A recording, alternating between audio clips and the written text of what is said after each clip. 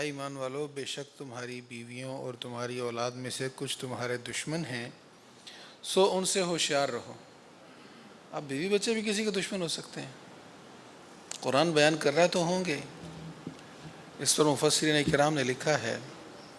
اس کے شان نزول میں حضرت عوف بن مالک اشجعی رضی اللہ تعالیٰ عنہ کے متعلق ہے کہ حضرت عوف بن مالک جب بھی جہاد پر جانے کا ارادہ کرتے تو بیوی صاحبہ کہتی نہ جاؤ، کس کے سہارے چھوڑ کر جا رہے ہو، بچے رونے لگ جاتے تو وہ رک جاتے۔ حضرت ابن عباس نے اس کے متعلق اس آیت کے ضمن میں اس کی تفسیر میں بیان فرمایا کہ اس میں وہ بیوی یا وہ اولاد دشمن ہے جس کی وجہ سے والد کو یا شوہر کو گناہ کرنے پڑیں، یا جو اپنی فرمائشیں پوری کرنے کے لیے حرام کمانے پر مجبور کرے، فرمایا وہ دشمن ہے۔ حضرت مجاہد نے، حضرت قتادہ نے، مفسرین کرام کے مختلف اقوال ہیں، اس میں یہ قول بھی ہے کہ جو اولاد یا بیوی دین میں مخالفت کرے،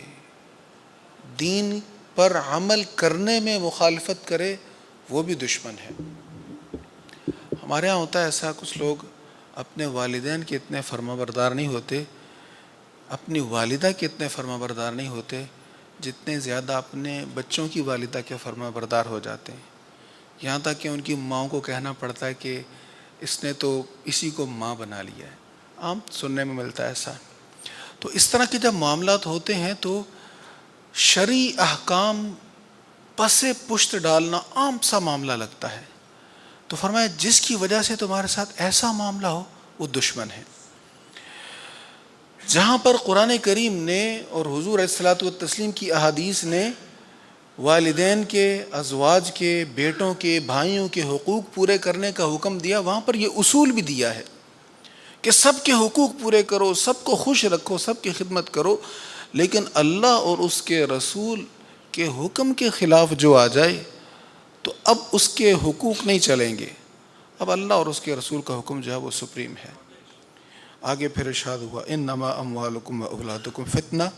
تمہارے مال اور تمہاری اولاد تو صرف آزمائش ہے، بہت بڑی آزمائش ہے۔ اللہ تعالی ہم پر کرم فرمائے اور ہمیں ایسی آزمائش سے محفوظ فرمائے۔